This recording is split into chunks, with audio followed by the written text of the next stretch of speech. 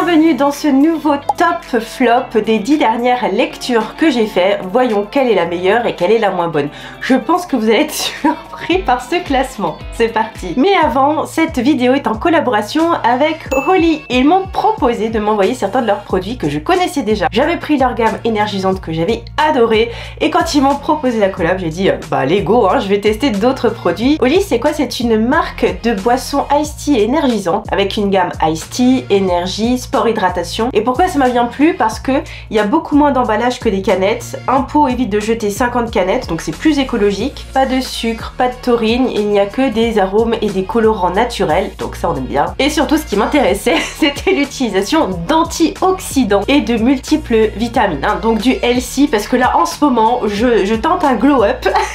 J'ai besoin d'un peu de coup de main. Et ça c'est dans la gamme Ice Tea. Il y a également une utilisation de la New Caf, caféine cristallisée, qui fait un effet plus long terme et évite un crash post-caféine. Et ça c'est la gamme énergie. Et donc là on est plus efficace au boulot. Moi je bois beaucoup d'eau, hein, parce que vous savez, dans 20-30 ans il n'y en aura plus, paraît-il. J'avais envie de me trouver un petit plaisir, mais un plaisir sain. Et je trouve que c'était parfait pour avoir une bonne hydratation, tout en se faisant plaisir. Personnellement, la gamme que j'utilise le plus, c'est la gamme hydratation, que je trouve très bonne, notamment le lemon. Voilà, ça c'est mes goûts préférés, que j'aime beaucoup utiliser pendant ma séance de sport et au travail. Et pour trouver votre goût préféré, moi ce que je vous conseille vraiment, c'est de prendre les packs découvertes avec tout un tas d'échantillons. Vous voyez, j'ai bien utilisé quand même le pack énergie. Et donc vous avez la majorité des saveurs disponibles. Voilà, je trouve que c'est très sympa pour pouvoir découvrir et savoir ce qu'on aime bien. Et bien sûr, vous avez 5 € de réduction sur votre première commande avec le code SELECTIONMANGA5. Et donc avec le code SELECTIONMANGA5, un pack revient à 19,99 € avec un shaker. Et ils sont vraiment très sympas ces shakers, je les trouve très sobres et ça j'aime beaucoup. Voilà.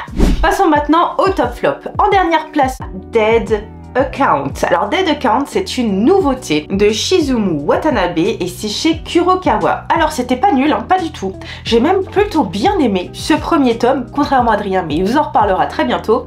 Où alors on va suivre un jeune garçon qui au départ fait un peu des bagarres de rue qu'il filme avec son portable pour essayer d'engranger des vues et faire un peu de sous parce que sa petite sœur est à l'hôpital. Donc elle décède et il n'arrive pas à y croire et en fait il continue à communiquer avec elle, il ne sait pas comment ça se fait et il y a tout un système de yokai qui se sont implantés dans les téléphones portables parce que les téléphones portables engrangent aussi pas mal de négativité et donc il va falloir combattre ces yokai qui prennent les comptes des personnes décédées. C'est assez barré quand même, hein, comme concept, mais j'avoue que j'ai bien aimé, j'ai trouvé ça très dynamique, ça m'a beaucoup fait penser quand même à Jujutsu Kaisen, je vais pas vous mentir.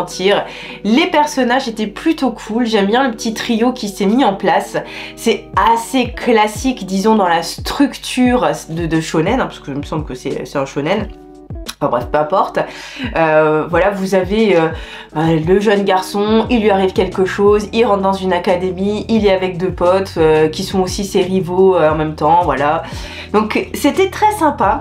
Moi j'ai bien aimé, mais j'attends de voir la suite. J'attends de voir la suite parce que je me suis trop souvent fait avoir par un tome 1 que j'ai trouvé trop bien. Je me dis ouais vas-y c'est trop cool, nouveau shonen de l'année. J'espère au moins que c'est un shonen, comme dit peu importe. Et bon voilà, allons-y pour exorciser des fantômes digitaux. On est en 2025, pourquoi pas. Moi j'ai bien aimé, mais j'attends de voir la suite. À la 9e place du classement, Slam Dunk, le tome numéro 7 de Takehiko Inoue dans cette très jolie édition proposée chez Kana. Une édition de luxe, hein, vraiment qu'on a là, et qui est extrêmement qualitative avec du beau papier blanc que j'adore. Alors Slam Dunk, pourquoi est-ce que je la mets en 9e position? Parce que j'aime bien cette série, donc c'est sur du sport, sur du basketball. On suit une équipe de basketball lycéen avec un nouvel entrant, Sakuragi, qui va intégrer cette équipe là parce qu'il est grand et parce qu'il est amoureux d'une fille dont le frère est dans cette équipe. Il se prend pour un génie, mais évidemment, il n'en est pas un du tout. Et en fait, je crois que c'est ça qui me dérange, c'est le personnage principal, parce que ça fait quand même 7 tomes hein, qui nous proclame d'être un génie du basketball. Il est toujours aussi nul, puis là, on entame un tournoi. Bref, je trouve ça sympa, mais j'ai pas la flamme quoi. J'ai vraiment pas du tout l'étincelle. Je me suis même forcée un peu à lire pour ce top flop, ce tome 7 de Slam Dunk. C'est pas une série que j'apprécie plus que ça. Encore une fois, c'est loin d'être mauvais, c'est très sympa, ça passe bien quand même une fois que vous êtes dedans, voilà, ça se lit tout seul. Voilà, c'est bien, c'est sympa, mais je suis vraiment pas du tout à fond dedans quoi. Donc bon, j'attends de voir, mais on est déjà au tome 7 hein. Donc désolée pour tous ceux qui adorent ce titre. Enfin, voilà, chez moi c'est ok. À la place numéro 8, Les carnets de l'apothicaire, le tome 14 de chez Kiyun Seinen, et c'est de Itsuki Nanao et de Neko Kurage. Alors c'est une série que j'aime bien, moi, Les carnets de l'apothicaire, hein, attention, hein, donc on nous parle de Mao Mao qui est entrée au service du palais impérial en tant que servante, mais comme elle a des connaissances en matière de plantes, apothicaire, hein, comme le nom l'indique, et bien on la sollicite régulièrement, et puis comme elle est un peu de jugeote aussi, elle participe parfois à résoudre certaines enquêtes, parce que vous imaginez bien que dans un palais impérial où il y a de nombreuses concubines et des luttes de pouvoir de toutes sortes, etc., il s'en passe des choses, et c'est vrai que c'est ce qui me plaît dans Les carnets de l'apothicaire, c'est qu'il y a toujours quelque chose qui se passe, avec Mao Mao qui essaye de s'en sortir en ayant bien conscience de sa situation, ça j'adore. Elle sait qu'au moindre faux pas, il peut lui arriver des choses pas très rigolotes. Elle ne se sent pas supérieure à quiconque. Elle vient du quartier des plaisirs, donc voilà, elle est très mûre en fait sur sa position sociale, c'est ça que j'aime beaucoup. Elle est aussi très distante avec le fameux Jinchi qui est le beau gosse. Bref, moi j'aime bien ce titre-là. Mais j'avoue que bon, c'est assez répétitif quand même. Là on nous répète un petit peu les mêmes scénarios, je trouve, et je me dis que si ça continue en 50 tomes, parce qu'à mon avis ça fera ça, hein, c'est tiré d'un roman, d'un light novel d'ailleurs, qui est pas si light que ça, parce que en cours il y a 14 tomes quand même du roman qui est sorti, c'est toujours en cours. Je sais pas si je vais tenir la distance avec ce titre là.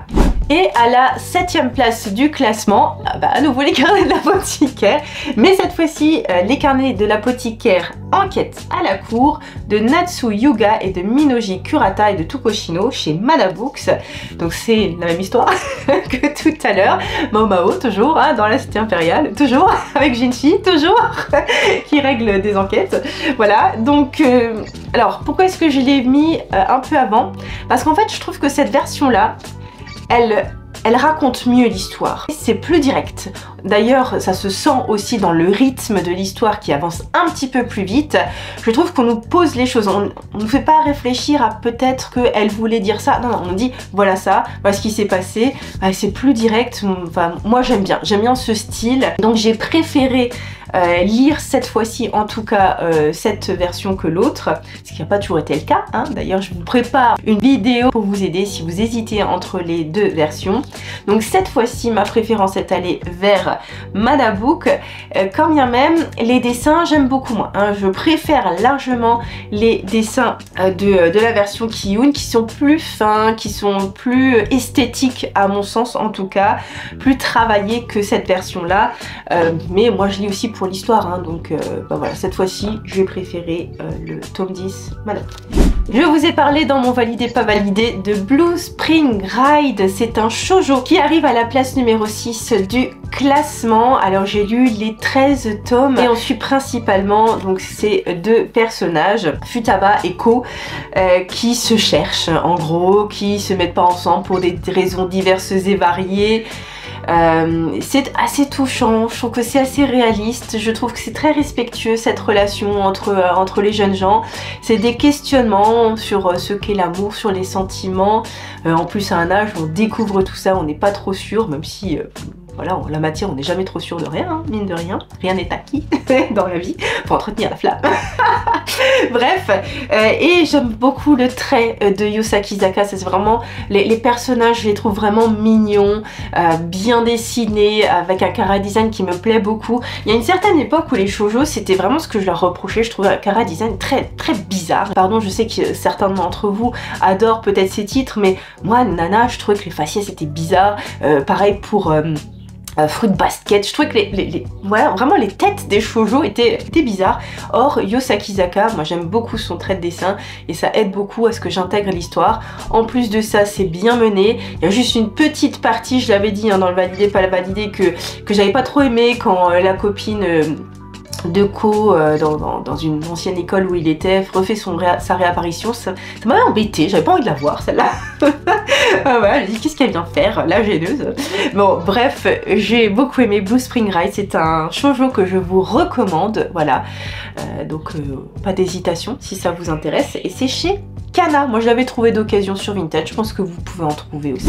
À la place numéro 5 du classement, ce n'est pas un inconnu si vous suivez la chaîne depuis longtemps, mais j'avais décidé d'entamer sa relecture. Il s'agit de Ascension. J'ai relu les 4 premiers tomes d'Ascension de Shinichi Sakamoto et c'est chez Delcourt Tonkam, c'est un shonen d'ailleurs. Alors ça nous parle d'un jeune garçon, d'un lycéen, Buntaro Mori, très asocial, très seul, qui déteste les gens, mais parce qu'il lui est arrivé quelque chose dans son ancien lycée, il s'est dit il vaut mieux que je m'écarte de la population parce que quand je suis là, il arrive que des problèmes. Ça se confirme d'ailleurs dans son nouveau lycée et donc là il prend la décision définitive de rester en solitaire, sauf qu'il a découvert quelque chose dans ce nouveau lycée, c'est l'escalade. Et alors là, la passion, le coup de foudre pour grimper en montagne, pour aller au sommet, pour embrasser sa solitude et en même temps le fait d'être vivant, de se sentir vivant.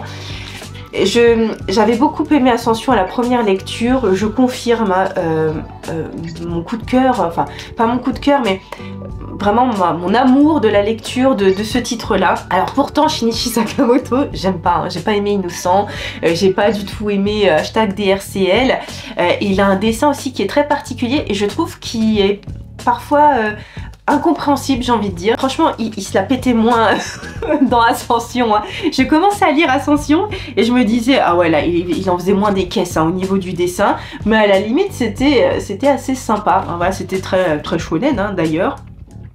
Ouais, vous voyez que c'était quand même assez vide hein, par rapport à ce qu'il nous a proposé dans #DRCL. Et au fur et à mesure, il y a ce faciès assez particulier quand même qu'on retrouve dans ses autres œuvres qui fait son apparition notamment chez le personnage principal avec un dessin des corps aussi qui est très particulier. Voilà, je vous montre, hein, ça c'est un des copains de Buntaro Mori, copain, rival, ce que vous voulez. Et vraiment, ce que j'aime beaucoup, c'est ouais, c'est cette volonté voilà, de faire ce qu'on a envie de faire, de dire bah j'y vais, c'est très égoïste certes, mais je le fais. Bref, une histoire qui... moi que j'aime bien, qui se tient bien, je vais relire là, hein, je vais me faire les 17 tomes, c'est une intégrale en 17 tomes, je les ai tous, hein, parce que comme dit, c'est pas la première fois que je le lis. Ça me fait du bien, vous voyez aussi, de pas racheter beaucoup de mangas, ça me permet de relire ce que j'ai dans ma mangatech et ça fait du bien. Et pour être tout à fait sincère, hein, je relis pas mal de choses en ce moment parce qu'on veut refaire un tri. Et je m'étais dit, Ascension, est-ce que ça reste, ça reste pas?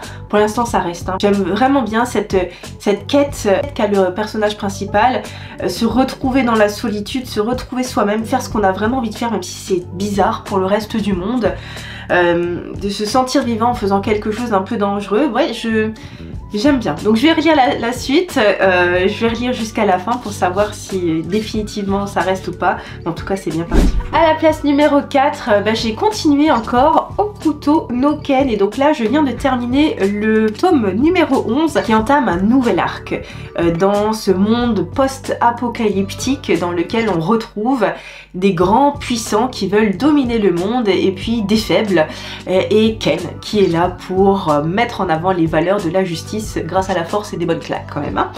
Et en fait là, dans ce tome 11, comme dit, on entame un nouveau chapitre parce que Ken, il avait réussi à battre ses rivaux, je ne vais même pas dire ennemis, je vais dire ses rivaux. Mais il est reparti avec la femme de sa vie, sauf que la femme de sa vie a été condamnée. Et là, il a perdu goût à tout. Et il faut qu'il retrouve goût au combat pour protéger les êtres qui lui sont chers. Donc on les retrouve plusieurs années après.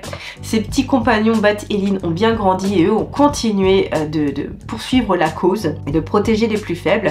Dans ce tome 11, pardon, vous avez un chapitre spécial qui a été voulu par l'auteur, je l'ai même pas dit, hein, qui est Buronson et Tetsuhara qui est au dessin. Et il a dit, écoutez, on a fait Hokuto no Ken et quelque chose m'est resté en travers de la gorge. Il fallait que je fasse ce chapitre parce que quand on a écrit dans le feu de l'action, on n'avait pas trop le temps de réfléchir et je voulais apporter cette précision là, donc il l'a fait je crois en 2014. Et en gros pour lui ça clôture vraiment Hokuto no Ken, donc ce chapitre était important, il était même très bien. Et donc voilà, des dessins toujours aussi incroyables quand même dans Hokuto no Ken. Vous avez une précision dans les traits. À la place numéro 3 de mon classement, mon titre fétiche, hein, The Fable, le tome 17 de Katsuhisa Minami chez Pika Édition. Un titre que je trouve hors norme, extrêmement original, incroyable. Vous avez deux tueurs à gages, les plus compétents, les plus professionnels, les meilleurs du secteur, qui doivent faire profil bas pendant quelques temps. On les change même de ville et voilà, on ne veut pas qu'ils fassent de vagues. Mais bien sûr, hein, quand on est tueur à gages et dans le milieu, forcément il y a des choses qui nous arrivent. Et donc on voit les péripéties de ces deux collègues qui deviennent d'ailleurs frères et sœurs pour la planque. Et évidemment un milieu mafieux, un milieu difficile, de mort où le danger est omniprésent. Et alors là, moi ce que j'adore c'est cette avancée dans l'histoire. On sait pas trop où on va, on sait pas trop ce qui va se passer, vraiment c'est de la surprise. On se dit chaque jour est un nouveau jour, il faut l'affronter et on verra bien ce qui va se passer. Je trouve le découpage des scènes incroyable et qui ajoute vraiment quelque chose. Il y a un petit peu d'humour presque involontaire en fait par le personnage principal qui est complètement naïf dans la vie quotidienne alors que c'est un vrai professionnel dans son domaine. La frangine aussi qui est assez incroyable, mais ce que j'aime bien aussi c'est cette sincérité. Elle sait qu'elle est super forte mais qu'elle peut pas rivaliser, donc elle arrive bien à jauger les forces en présence dans une pièce. Bref, j'adore ce titre, je le trouve toujours aussi bien. Je suis pas à jour, il me manque 2-3 tomes, mais ça va pas tarder, hein. Moi j'ai commencé la série il y a pas si longtemps que ça. Je suis contente d'avoir tenté, j'avais trouvé les premiers tomes d'occasion et je ne peux que vous conseiller en fait de lire aussi The Fable. À la place numéro 2 du classement, Space Brothers, j'ai continué jusqu'au tome 39, je savais plus jusqu'où je vous en avais parlé. C'est de Shuya Koyama et chez Pika Édition, encore une fois. Alors un excellent titre, hein. Vous avez deux frères qui rêvent de marcher sur la ligne quand ils sont petits. Un a pris une voie plus directe pour y arriver, c'est le petit frère. Le grand frère, lui, bon, a pris des voies détournées, mais finalement, il arrive quand même à atterrir à la NASA. Et en fait, on voit que c'est problème sur problème et qu'ils doivent garder leur sang-froid, que finalement, la vie, c'est une succession de problèmes, que sur la Lune, vous imaginez à quel point les problèmes, faut vite les résoudre parce que votre vie est véritablement en danger. On a suivi leurs péripéties, leur top moment, leur moment où ils étaient un peu plus bas. Voir comment ils remontent la pente parce que c'est jamais acquis encore une fois. Et j'ai bien aimé ce tome là particulièrement parce que à un moment donné il y a une citation qui m'a frappée, d'ailleurs j'avais posté sur Instagram, suivez-moi sur Instagram hein, si c'est pas le cas, en sélection manga. Où il disait finalement la ligne d'arrivée ce n'est qu'une nouvelle ligne de départ et c'est vrai hein, en fait on suit le cours, on arrive à atteindre un objectif, tout de suite il faut trouver un autre derrière parce qu'il faut faire autre chose.